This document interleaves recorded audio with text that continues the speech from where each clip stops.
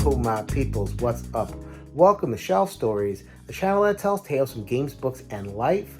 I am your host, Jason. Thank you so much for stopping by for this follow-up, completely unplanned. I don't have access to my regular stuff, but I am following up on the episode that I released yesterday as of me dropping this particular recording. It is checking female nudity, casual female nudity in Trudvang Legends. So go ahead and check out the channel if you missed that one.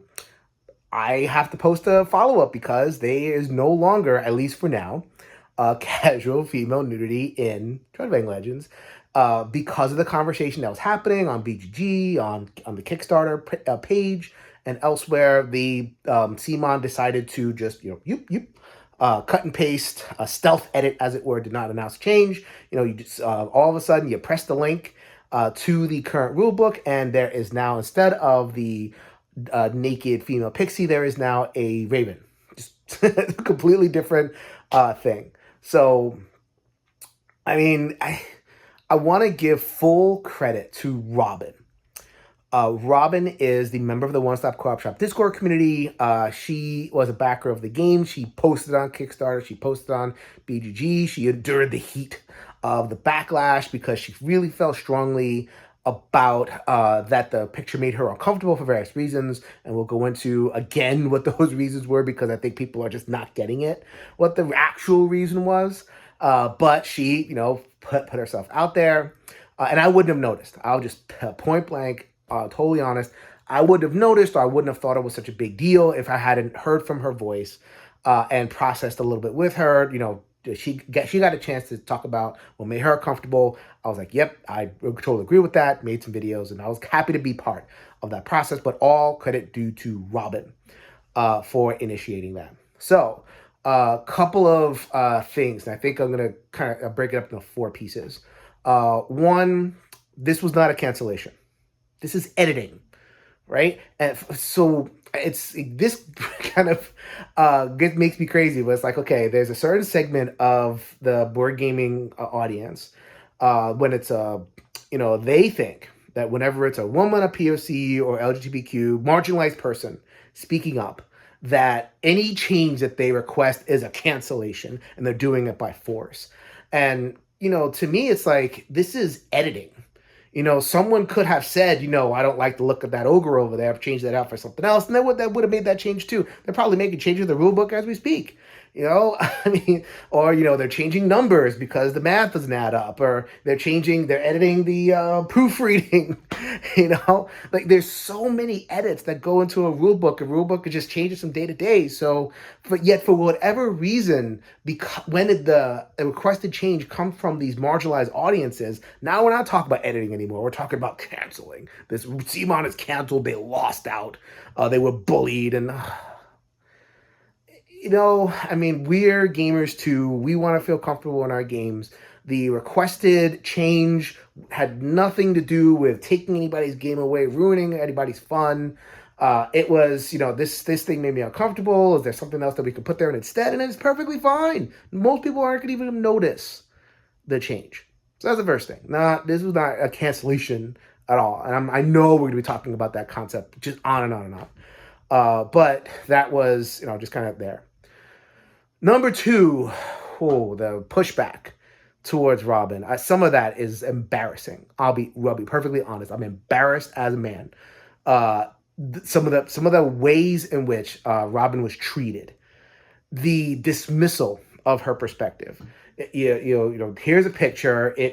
I think it's pretty clear. It's a naked woman with wings. So it's a fairy, but it's a naked woman. She's very realistically drawn, realistic proportions to, women in real life. It's just happen to have wings. So, there's a naked woman staring at her, and she's sharing. Why do I see a full frontal nudity in this game that I didn't sign up for that, right? We'll get to that. We'll get to that in a second. I didn't sign up for this. That was the big problem. So many people took the direction of, well, you don't see what that is. That's not a vagina. That's not such a big deal. She's covered her vagina. Clearly, one person drew a highlighter pen, a pink highlighter pen, highlighting the theoretical thong that's there, or the pose is, it's such that you don't really see anything. And it's like, this woman is articulating what they see.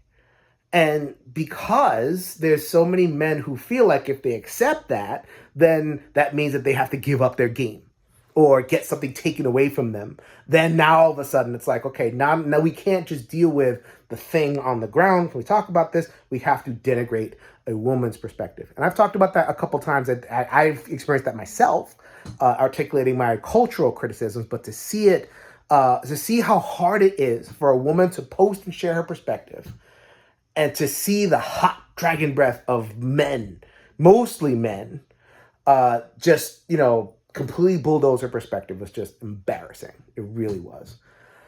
And just the stubbornness of how the argument played out. Okay, so, Robin is saying, the equivalent of, I didn't see this coming. This was not announced in the Kickstarter. I had no idea that there was going to be, casual female nudity without casual male nudity. It's just like, is this going to be yet another sexualized boy toy romp type thing? And not now I'm putting words in her mouth, but that's kind of the sense that it was getting. And had she known beforehand, she might not have backed. Like that's what that deal was at the end of the day. Had she known what was in there beforehand, she might not have backed. And the argument just came back down to, you're offended. We can't change something just because you're offended. We can't change something just because you're offended. We can't change something just because you're offended. We can't change something just because you're offended. Over and over and over and over and over again.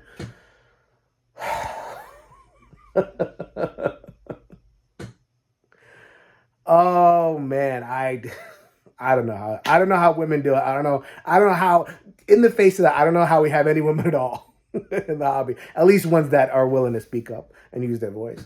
Anyway, so there was a lot of ways to deal with that argument, some of which I mentioned in the channel, some of which I'm mentioning here, some of which I mentioned in the post, but it just came back to offense. That is such a terrible framing for how a woman feels when they see art like that, or surprised, especially if they're surprised by art like that. I'll probably have another conversation about that in a future episode, but know for now that is beyond feelings, beyond offense. It's a deeper hurt that is experienced. It's a deeper break of trust, as articulated in the last episode. That's what we're talking about. It's not about offense. And if we're going to continue to use that framework, then we're not going to get anywhere. This is not about offense. All right. So a more constructive piece of feedback was the Americanness of it all. A European person, there's a lot of European backers, it's a European product, Swedish mythology for the most part, as I'm learning. They came in, they're like, okay, what are these Americans, what are their problem? Causing problems again and again, misunderstanding the original culture. This is perfectly fine within the culture. And it's Americans that are continuing to exude impose their standards and their prudishness and their everything on, our hobby. And, using their market power and using their status to just, tell the world the way that they should be. Something like that, right? And I think that, and I'm responding to a particular commenter here, but there's a whole broad stuff. I want to try again, and I don't mean to punt the American question, but I still think that in this particular case, it's not about the Americanness. It's necessarily it's about the lack of heads up. Americans are we're very sensitive about nudity. Like we see a nipple, we go crazy. Yes, I admit that. And I actually have a problem with that. I think that some people saw their previous video and they assumed that I had a problem with female nudity or the way it was depicted. No, I don't. I happen to think that, I happen to agree that we could be really prudish about our bodies. And I would love to see positive representations of women and men and, and just the full thing. That's part of what I was talking about with show the full ogre. It wasn't just like a goad. It was like, why not? It's, that's a healthier approach to the body. I would love to see that. We're not in that world. We're not in that world. We're in the world where a lot of fantasy settings are sexualized. Women are treated as sex objects, and it makes a lot of women uncomfortable to be in that space, especially without consent and permission, especially without foreknowledge. That's the world that we are in. So this isn't necessarily about the American, this particular thing isn't about the American stuff. It's about consent, and it's about letting people know, yes, Americans are annoying about our standards, but you can solve that by just giving us a heads up, at least in this particular case. Now, I hope that there's a little bit more kind of a clarity on where everybody is. We can kind of move on from there. I will continue to try to find people who are of European descent, who have, pretty fluent in English, who are willing to talk about this stuff on Shelf Stories. It's hard to find. If anybody has any references, please let me know. I'm very willing to have the American versus European sensibility conversation. I want to learn. I want to become better at this. I just don't feel that it's the right framing for this particular issue. And so the last group that I will acknowledge are the publishers. CMON for the board game, and Riot Minds for the IP upon which the RBG is built. First of all, thank you so much for making the change. I think that for the most part, great change, welcome, and I'm glad that, it didn't cause too much kerfuffle to make the change. I would have loved to have seen a more obvious, explicit talk about, why the change was being made, as opposed to kind of a stealth edit. Like just you press it and it's all of a sudden different. And that's cool. But I mean, just, it would be nice to, first of all, acknowledge that it was Robin who was talking about it. Say her name, hashtag say her name. That this is how we help women feel more empowered to talk in the hobby, is by acknowledging when they have concerns and responding to them. That's, that should be an obvious thing to me. Anyway, the second thing is, I really hope that the wrong lesson isn't taken from this. I would really be regretful if the lesson was, well, the Americans are oversensitive, let me just take all the problematic stuff out to make Americans happy. I really don't want that to be the lesson. I think that Americans could do with a little bit of exposure to diverse cultures. We shouldn't feel the need to just pass everything to this American prism in order to make it acceptable to us. Again, it's about consent and, about trust and just building that relationship. I think the best relationships aren't built on just not doing bad things, but on building actual trust and relationship. It would be great to get an update on, okay, we ran into this problem. Here are some more things that we plan on introducing. Y'all have a base game and 1 billion expansions. It's a CMON game, so there's 1 billion expansions, right? We would love to see, get an idea for, what you have or what you want to introduce, and give people the option to see if they want to opt in or opt out of this stuff, and actually hear people's, concerns and voices and all that kind of stuff, and share. Maybe it's a chance for education. I think a couple of commenters gave me a good education about, what kind of mythology it was, and, how the presentations are usually in the home country. We should, know that, right? That would be cool to learn that, as opposed to just giving it to us contextless, where we assume that it's like, all right, if we see, bare breasts and, exposed vaginas, whether it's bent over or not, this definitely points us in that direction. It would be useful to know what the context is in the culture, and for us to make the decision on whether we want to continue to engage in this or not. So, I think this is a positive thing in terms of an opportunity to redress a break in the relationship and, continue to educate us. I want to see more European stuff. I don't want it filtered through the American prism. I can't stand when American movies get remade, or foreign movies get remade by American studios, because they never get it right.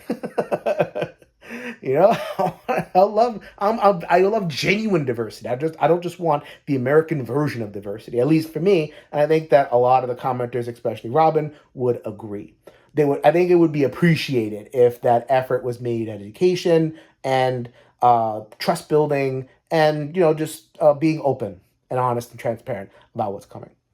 So thank you again. Thank you to all the listeners. I know I go too long about this stuff, but when it's interesting, I love to kind of make sure that everything I had to say is kind of in there somewhere.